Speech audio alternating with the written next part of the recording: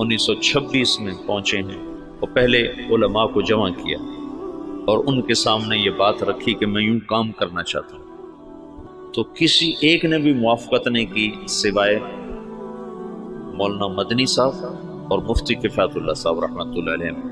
ان دو حضرات نے بات کو لیا اور سمجھا اور کہا کہ ہاں یہ تو دعوت والا کام ہے، لیکن یہ کرے گا کون؟ کہا یہ تو اللہ کرے گا، میرے ذمہ جہد ہے۔ پھر وہ بندہ فنا فی تبلیغ ہو گیا اور دیوانگی چھا گئی، دیوانگی۔ ایک دفعہ بیان کر رہے تھے، گرمیوں کے دن تھے، صحن میں 11 بج گئے، 11 فجر کے بعد شروع ہوئے، گرمیوں میں 11 بجے۔ تو ایک مواتی کھڑا کر کہنے لگا، بھائی نام دے دو ورنہ یہ مر جائے گا، بیچارہ مر جائے گا، نام دے دو، نام دے دو۔ ایسی دیوانگی چھا گئی تھی اور کوئی شکل نہیں، کوئی جانتا نہیں، اور آگے سامنے میواتی ہیں جن کو دین کی خبر ہی کوئی، کلمہ نماز کا نہیں پتا تو دعوت کیسے دیں؟ 10 برس کی محنت کے بعد ایک جماعت چلے کی تیار، 10 سال کے بعد۔ تو ان کو ہدایات دی، پھر ان کو روانہ کرتے کرتے 5 میل ان کے ساتھ پیدل چلتے گئے، پیدل چلتے۔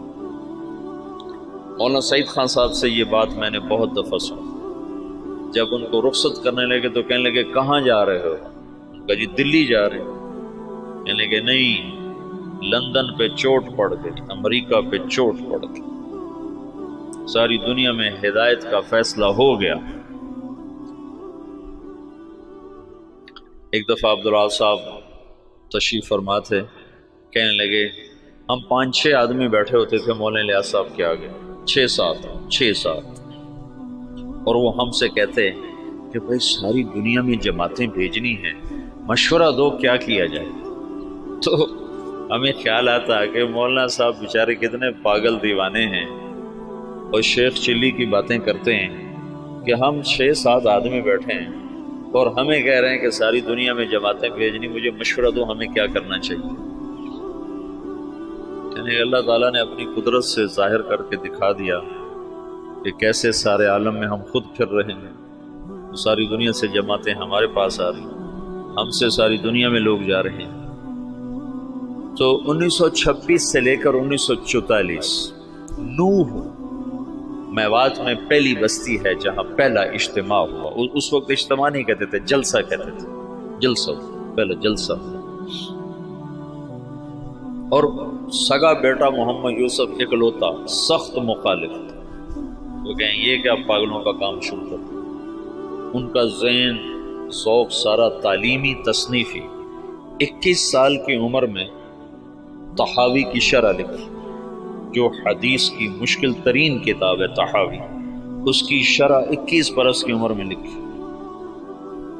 اور حیات الصحابہ جیسی کتاب تو ساری دنیا کے علماء تسلیم کر گئے کہ سیرت میں یہ وہ شخص بدیع تھا، بدیع سیرت میں، کہ سیرت کے عنوان پر آج تک کسی نے ایسی کتاب نہیں لکھی۔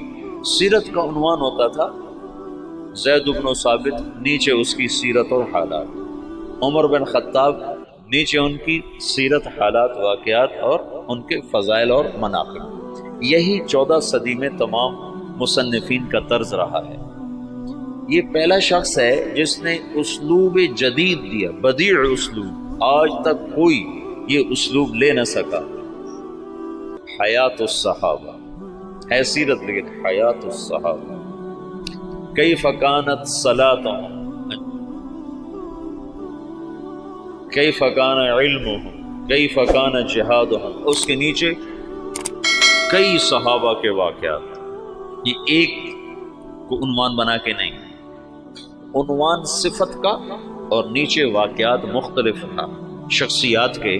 یہ پہلی دفعہ ہوا تصنیف و تالیف کی تاریخ میں۔ اس کتاب نے اتنی قبولیت حاصل کی کہ دنیا کے ہر بڑے مکتبے میں حیات الصحابہ پڑھی ہوتی۔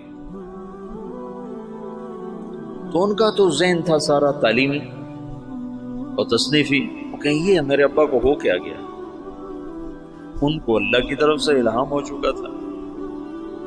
تو باپ بیٹے میں ٹکراؤ ہے، مولانا انعام صاحب رحمۃ اللہ علیہ، مولانا احتشام صاحب رحمۃ اللہ علیہ، یہ حضرت مولانا الیاس صاحب کے ساتھ مولانا الیاس صاحب رحمۃ اللہ، اب مولانا سعید احمد خان صاحب، یہ ساتھی ہم نوا، اور بیٹا محمد یوسف سخت مخالف، میاں جی بدر الدین رحمۃ اللہ علیہ تھے، میں ان سے ملا تھا نظام الدین میں 82-83 میں گیا تھا، مجھے کہنے لگے کہ ہمیں مولانا الیاس صاحب بھیجتے کہ جاؤ یوسف کو کارگزاری سناؤ، شاید اس کو کوئی دل نرم پڑے۔ تو جب ہم جاتے تو اپنے لکھنے پڑھنے میں لگے ہوتے تھے، تو ہمیں دیکھتے ہی کہتے مجھے پتہ چل گیا تمہیں بوڑھے نے بھیجا ہے کہ جاؤ اس کو کارگزاریاں سناؤ، بھاگ جاؤ، میرے پاس کوئی وقت نہیں تمہاری فضولیات سننے کے لیے۔ کہ ہمیں بھگا دیتا تھا مولوی سے، کہتا تھا مجھے پتہ ہے تمہیں بڈھے نے بھیجا ہے کہ جاؤ اسے کہانیاں سناؤ، میں نہیں آتا تمہاری کہانی ہو۔ بیٹا ایسے مخالف تھا، اور علماء عوام خواص بھول چکے تھے کہ دعوت فرض منصبی ہے۔ وَكَذَلِكَ جَعَلْنَاكُمْ أُمَّةً وَسَطًا لِتَكُونُوا شُهَدَاءَ عَلَى النَّاسِ، تو شہداء اللہ الناس کا فریضہ پوری امت کے ذمے ہے، اور سارا عالم ہمارے ذمے۔ میاں جی بدر الدین، یہی بدر الدین بتاتے ہیں، میں بیان کر رہا تھا تو سامنے کچھ لوگ بیٹھے تھے 10 12 15، تو پیچھے سے مولانا الیاس صاحب آ گئے، کہنے لگے بدر الدین اب کن میں بیان کر رہے ہو، کن کو سنا رہے ہو، کن کو سنا رہے ہو؟ کہا جی ان کو سنا رہا ہوں، مجھے سامنے بیٹھا ان کو سنو، اے تیرا بھلا ہو جائے، اونٹ کی نیت کر، اونٹ، اونٹ میواتی زبان میں آخری کنارے کو کہتے ہیں، آخری کنارے کہ دنیا کے آخری کنارے کی نیت کر کہ میں یہ بات دنیا کے آخری انسان تک کو سنا رہا ہوں، ایسے وہ نیت کرواتے تھے۔ اپنی زندگی میں 2 کمرے بنائے تھے مسجد میں داخل ہو کر، جنوب کی طرف اوپر انہیں کھڑکیاں، کھلی کھلی دروازے، اور یہ فرمایا کہ یہاں غیر ملکی مہمان جب آئیں گے تو ان کو تم نے یہاں ٹھہرانا ہے۔ تو وہ بیچارے ان کے مرید حیران ہوتے کہ ادھر مقامی کوئی نہیں آتا تو غیر ملکی کہاں سے آئیں گے۔